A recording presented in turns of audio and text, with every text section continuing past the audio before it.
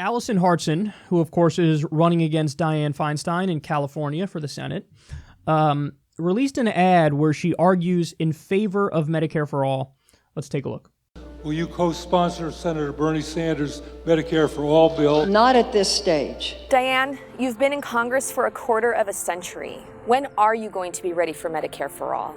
Why don't you just be honest with the voters and say that you're never going to be ready because that's not what your donors want?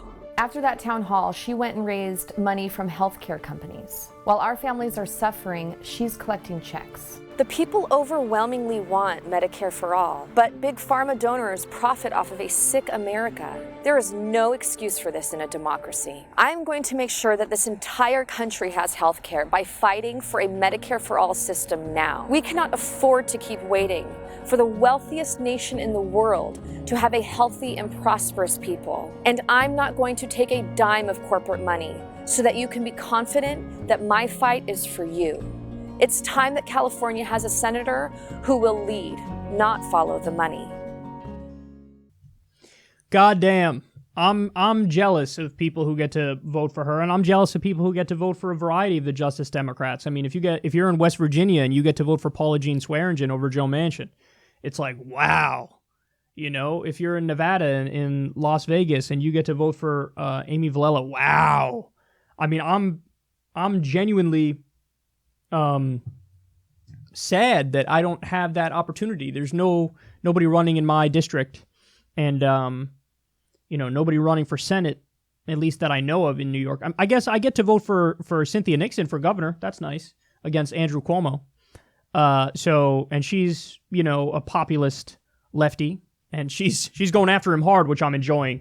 But when I see ads like this, it makes me wish I could vote for every single one of these candidates, and I just can't because of living in New York. But that's the exact right ad to run, because listen, we're changing the game by running populist left candidates, because what we're doing is we're showing Democrats the way.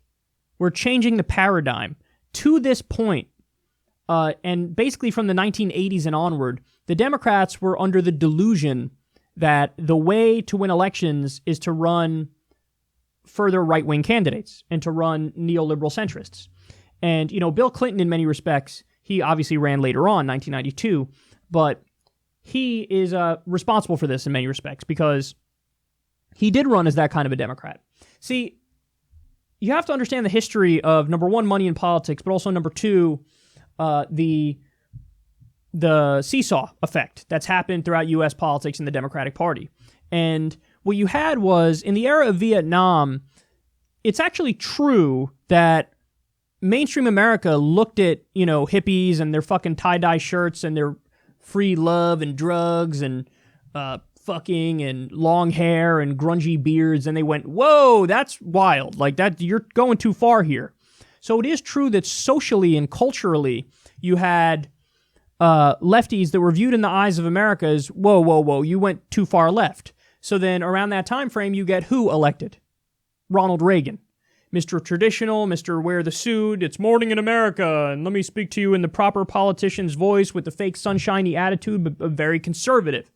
So because of, on the cultural side, the left going too far and Democratic politicians being tied in with the left in that respect. And by the way, I'm talking about optics here, not actual policy, because I think on policy, those people were right. But the optics of it were, okay, they're a little too hippy-dippy and too far out there.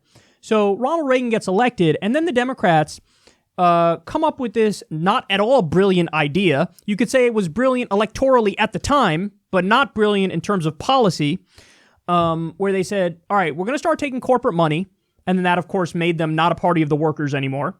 We're going to start taking corporate money, and we're also going to start running centrist-y, right-wingish candidates, because Ronald Reagan was viewed as a game changer, where he said the era of big government is over. And the Democrats went, no, you're right, big government's bad, terrible. Instead of stopping and saying, no, FDR was right, the New Deal was right, and big government can be a good thing in many respects.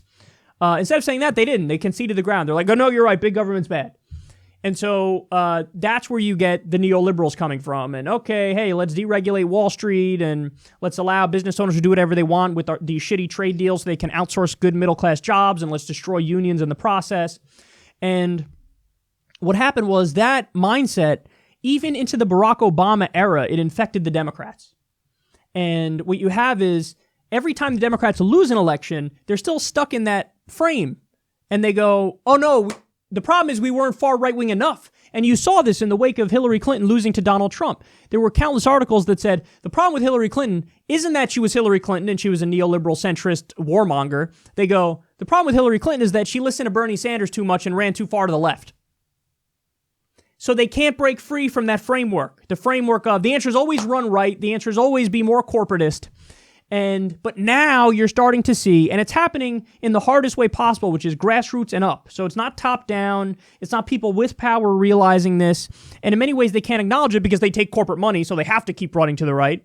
But you have a populist uprising, a grassroots uprising with people like Allison Hartz and people like Injustice Democrats where they take no corporate PAC money. And they go, no, we reject that completely. It's not 1992 anymore. The year's 2018. One can make an argument, and I think it's true, where you say, post-Bush and Cheney, all the American people wanted was a strong lefty. That's it. They don't want the Bill Clinton neoliberal centrist anymore. They want the hard lefty. That's what they want. That's why they elected a black guy named Barack Hussein Obama, who campaigned in a more progressive way, but then governed as a neoliberal centrist. So, as Thomas Frank said, we hit a turning point in America with the election of Obama, but we didn't turn. There wasn't a New Deal. We didn't get Medicare-for-All. We didn't get money out of politics. So now you have, finally, from the grassroots level and rising up, the left going, no, we're done with this neoliberal centrism. We're going to drag you kicking and screaming, Democratic establishment, to acknowledge this, or you just fucking die out, and that's fine. We're fine. We're not wedded to the Democratic establishment. We just want to win, and we want these ideas and policies to be implemented. So now you see ads like this. And guys, believe me when I tell you, this is blowing the mind of the Democratic establishment, where they look at ads, they're like, she's running on Medicare. But what about the Republicans? If you're running on Medicare for all, they'll tell you you're in favor of big government. This is the shit that they worry about. To which you respond, yeah, I'm in favor of Medicare for all. It covers every single person in the country, cuts our costs in halves, and we have better outcomes. Every other developed nation has one version or another of a single-payer system. Every objective study on this shows that the single-payer systems have better outcomes than us, and we save money. You know, we've spoken about the numbers repeatedly. $49 trillion it costs to keep our current system in place. If we did Medicare for all over 10 years, if we did Medicare for all, it's $32 trillion. We save $17 trillion, and we cover everybody. And it's the answer. You cut out the unnecessary for-profit middleman who's screwing you. You want to talk about death panels? Insurance companies, for-profit insurance companies are the death panels. These are the arguments that they're making. And they're strong arguments, man. And given enough time, it'll work. Listen, I want everybody to understand something. In the short run, it might not work. That's okay. Because remember, we're up against a behemoth. The behemoth is money in politics. It's how the game is rigged against us. So if 93% of the time in congressional races, the person who raises the most money wins, guess what? We're Fucksville. We're Fucksville because it doesn't matter if your message is right. If you can't get that message out because you don't have the money to, doesn't matter. So in congressional races and for the Senate, we might not win the first time, but we got to keep fighting and we got to keep the pedal to the metal because eventually we win. Eventually we win because we're unquestionably right. 70% of Californians, like that poll number showed, support Medicare for all. 80% of Democrats support it. You're running against a Democrat in a Democratic primary in one of the most liberal states in the country, and this Democrat doesn't support Medicare for all. She voted for the Iraq War. She's in favor of getting rid of the estate tax. She's in favor of NSA spying. Are you fucking kidding me? This is not a lefty by any stretch of the imagination. Barrier with ads like this. Keep going. Don't stop. Fucking barrier.